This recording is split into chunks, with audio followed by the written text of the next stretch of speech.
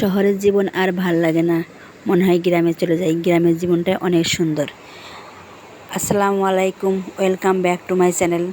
কেমন আছেন সবাই? আশা করি ভালো আছেন। আমিও আলহামদুলিল্লাহ ভালো আছি। তো এই কথা কেন বললাম, সব কিছু আপনাদের সঙ্গে শেয়ার করব। তো ঢাকা শহরে এমন একটা জায়গা যেখানে কারেন্ট চলে গেলে, গ্যাস না থাকলে জনজীবন যে কতটা কষ্টের, যারা থাকে তারাই শুধু বোঝে। তো আজকে হঠাৎ করে শুনলাম যে গ্যাস থাকবে না। তো আমার ছুটি হয়েছে 12:30টায়। তো এসে তাড়াতাড়ি করে রান্না বসিয়ে দিয়েছি। তারপর শেষ রক্ষা হবে কিনা জানি না।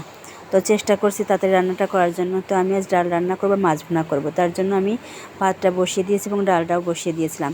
তো যে আমার ডালটা ঘন হয়ে গেছে, আমি ডালটা ভালো করে ডাল ঘুটনি দিয়ে ঘুটে নিয়ে তাড়াতাড়ি করছি। খুব যদি গ্যাস চলে যায় রান্না শেষের দিকে, তখন কি করব? তো ভাগ্যে যেটা থাকে সেটাই তো হয়।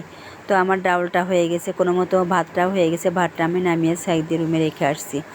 তো আজকের ওয়েদারটা একটা গরম আছে, তো খুব তাড়াতাড়ি করছি। তো গ্যাস চলে যাবে ভাব। তো তাড়াতাড়ি রান্না করছি, গ্যাসের জোরটাও কিন্তু কমে গেছে। তো আমি যে ডালটা তেলে দিয়েছি, আমার ডালটা হয়ে গেছে। এবার আমি মাছ ভুনা করার জন্য মাছটা একটা প্যানে বসিয়ে দিয়েছি এবং আমি এত তাড়াতাড়ি রান্নাটা শেষ করছি যাতে তাড়াতাড়ি হয়ে যায় গ্যাসটা শেষ হওয়ার আগে। কিন্তু ভাগ্যে যা থাকে তাতে গ্যাস ঠেকানো যায়। তো আমার মাছটা ভাজা হয়েছে কিন্তু ভুনা করতে পারিনি, এরই মধ্যে গ্যাস চলে গেছে। তো কী আর করার, আজকের মতো হয়তো এই ডাউল রান্নার মাছ ভাজি দিয়েই চালিয়ে দিতে হবে। সকালে উঠে মাছটা ভুনা করব। আর গ্যাসটা হচ্ছে রাত 8টার সময় আসবে। আর এদিকে আজকের ওয়েদারটা এত ঠান্ডা, হঠাৎ করে বৃষ্টি হয়ে খুব ঠান্ডা হয়ে গেছে। তো আমাদের ঢাকা শহরে এরকম পরিবেশ পাওয়া খুবই কষ্টকর এবং কষ্টসাধ্য। তো তারপরেও চেষ্টা করলে পাওয়া যায়, কিন্তু আমরা যারা ডিউটি করি এরকম পরিবেশ খুবই কম পাই।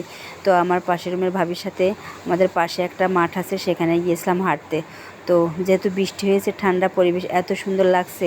আর এখানে আমাদের এবার গাজীপুরের গরুর হাট বসবে, যার জন্য সব প্রস্তুতিও চলছে। আর জায়গাটা খুবই নিরিবিলি এবং অনেক জায়গা ঘাস, প্রচুর ঘাস।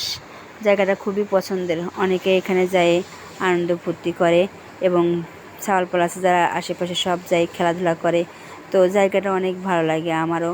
আমিও যখন ডাল সিজনের কাজ কাম না থাকে, আমার পাশের রুমের ভাবির সাথে ওখানে গিয়ে বসে থাকি। তো আজকে অনেক দিন পরে এখানে আসলাম। তো পরিবেশটা এত সুন্দর লাগছে, পুরো মনে হচ্ছে আমরা গ্রামে চলে আসছি। ঠান্ডা ঠান্ডা পরিবেশ, ঘাসের উপর দিয়ে খালি পায়ে হাঁটতে অনেক অনেক মজা লাগে। তো পোলাপান আবার ঘুড়ি উড়াচ্ছে এখানে এসে। তো আমরা একটু ঘুড়ি উড়ানো দেখলাম। এই যে আমাদের ভাবিরা হাঁটছে। তো আমি আবার একটা ফটোশ্যুট নিলাম। তো আসলেও কিছু কিছু পরিবেশ আছে, কিছু কিছু জিনিস এত ভালো লাগে যেটা বলার নাই, কিন্তু কিছুই করার নাই। যেহেতু আমরা ঢাকা থাকি, গ্রামীণ পরিবেশ আর কোথায় পাবো। মাঝে মাঝে যাই একটু আড্ডু পাই, সেটাকেই তুলে ধরার চেষ্টা করেছি। তবে আমাদের এই পরিবেশটা অনেকটা গ্রামের মতোই পরিবেশটা। তো দেখুন ছেলেমেয়েরা কেমন করে ঘুড়ি উড়াচ্ছে, সেই ছোটোবেলার স্মৃতি মনে পড়ে যাচ্ছে। তো গাইজ, আজকে আমার ভিডিওটা এই পর্যন্ত শেষ করলাম। তো সবাই ভালো থাকবেন, আমার জন্য মন থেকে দোয়া করবেন। আল্লাহ হাফেজ।